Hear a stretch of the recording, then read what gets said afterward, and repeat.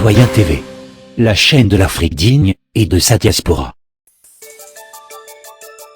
Au sommaire, Côte d'Ivoire, appel à mobilisation. Au Vajab, actualité en Syrie, coopération Chine-Irak, actualité en France, et pour finir, intervention de Pierre Jovanovic.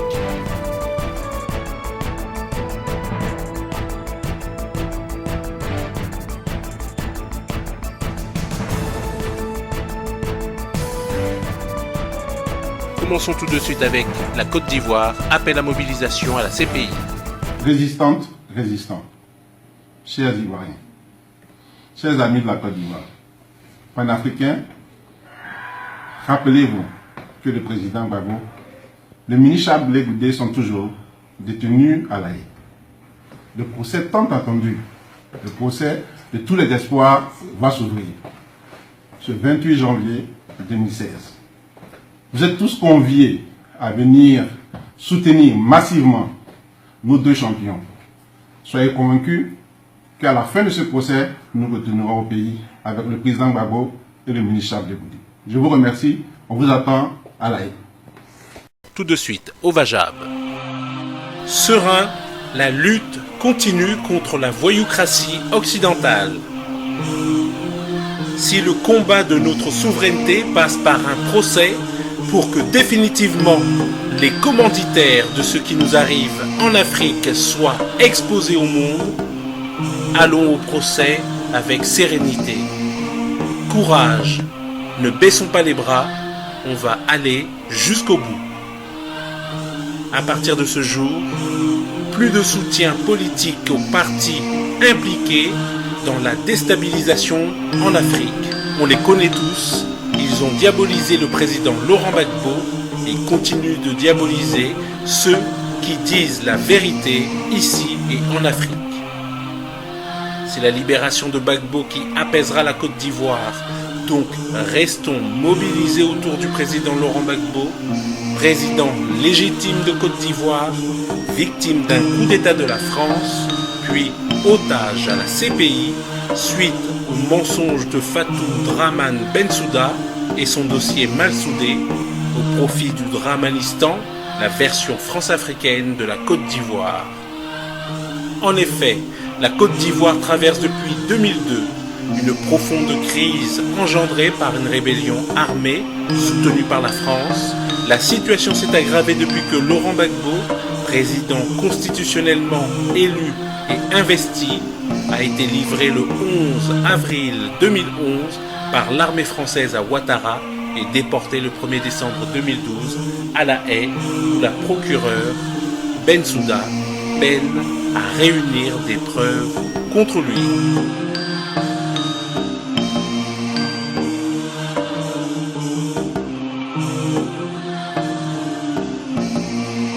Tout de suite, actualité en Syrie.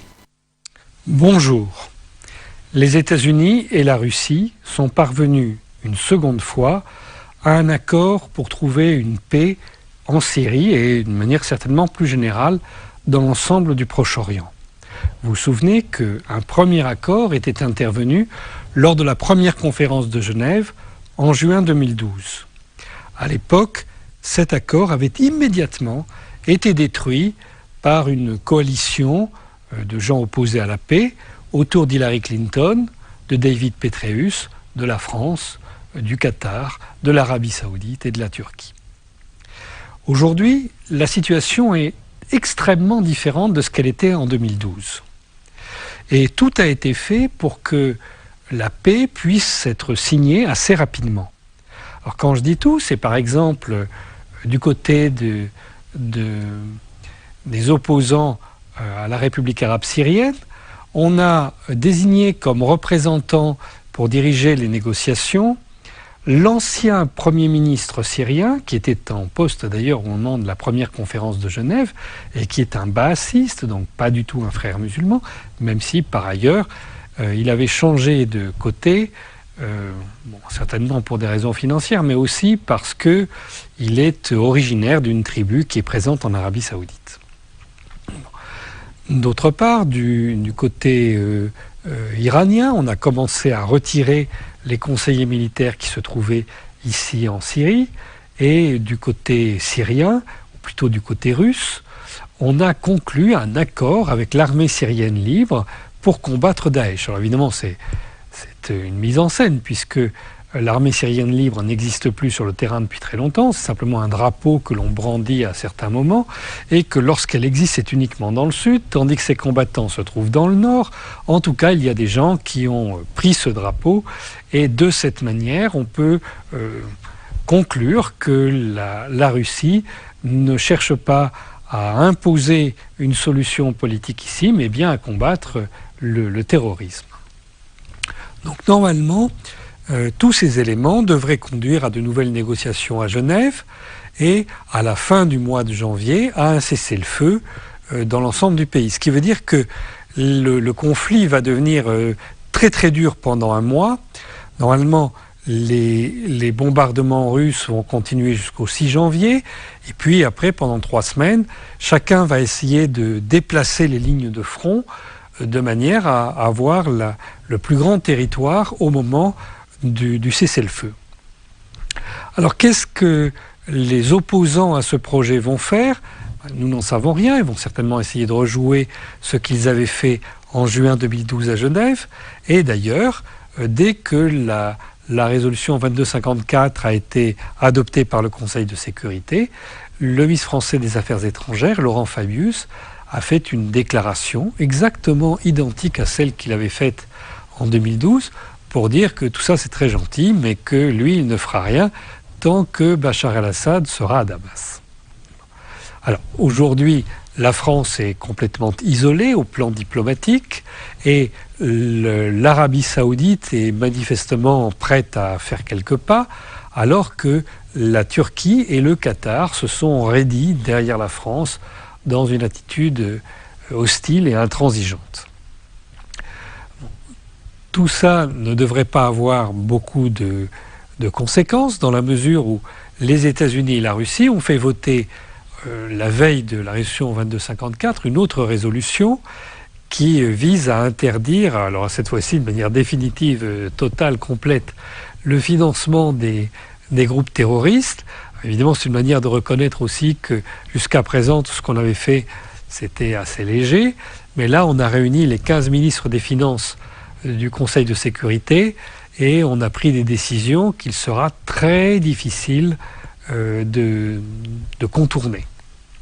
Donc normalement, les groupes armés vont se retrouver sans revenus, sans armes, sans munitions, et logiquement, les accords qui seront conclus à Genève devraient être appliqués dans les mois à venir. Tout de suite, coopération Chine-Irak. Le président chinois Xi Jinping a rencontré Haider al-Abadi à Beijing ce mardi.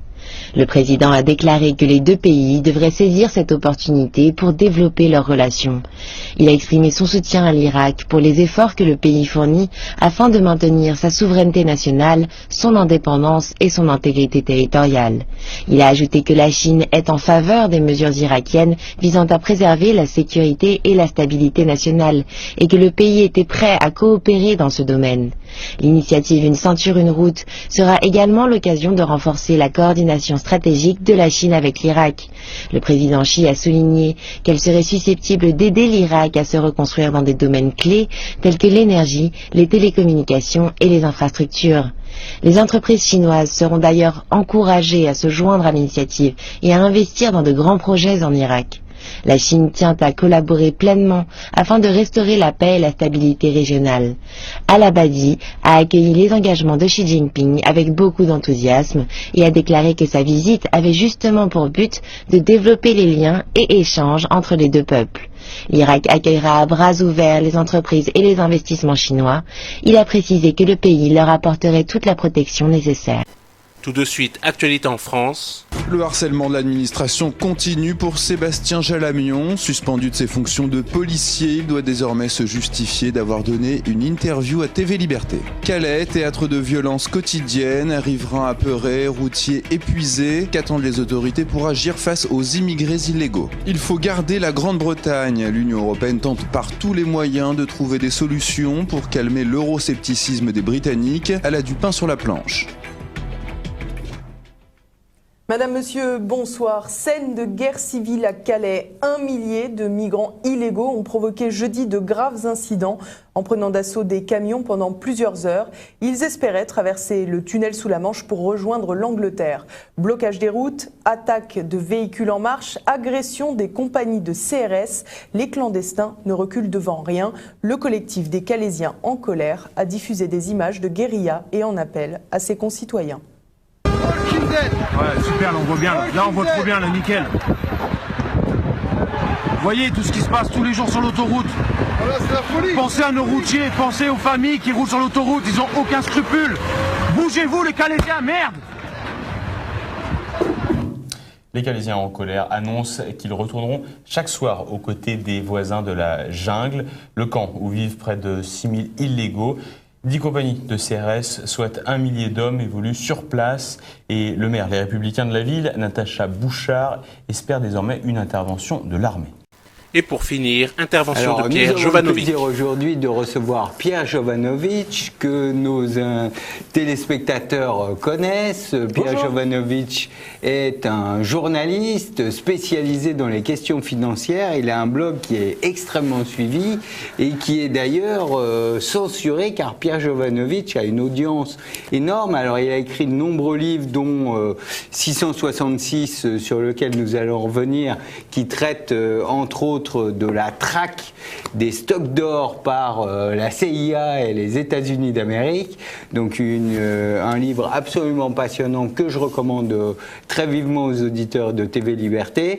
Alors Pierre Jovanovic, dans l'actualité incroyable des élections, alors votre blog est déjà censuré par les banques, mais en plus on vous ferme votre page Facebook parce que vous êtes un grand leader d'opinion en France. Oui, j'ai absolument pas compris. Donc la veille des élections du premier tour, j'ai découvert que ma page Facebook a été littéralement suspendue, donc plus personne n'y avait accès.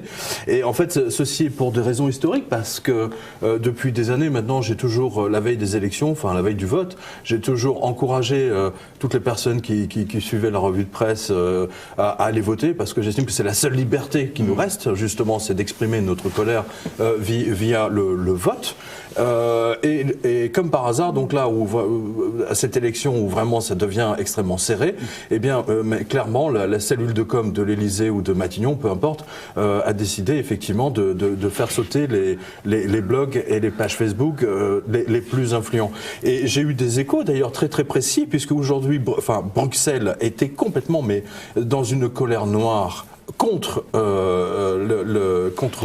nos dirigeants socialistes du PS, parce que Bruxelles estime que le succès de Marine Le Pen au premier tour était dû justement à ce qui se passe sur Internet. C'est-à-dire qu'en fait, toute la génération des 30 ans a voté pour Marion Le Pen, faut le rappeler, et donc cette génération-là, eh bien, elle n'est plus du tout, elle regarde plus TF1, elle regarde plus France 2, elle s'informe sur Internet. Et en conséquence de quoi, donc des chaînes comme les vôtres, ma revue de presse sur quotidien.com est une des destinations favorites, bien entendu, des internautes, et donc il faut les supprimer, ou du moins les empêcher de diffuser leurs informations. D'où la suppression de ma page Facebook la veille du premier tour. C'est énorme.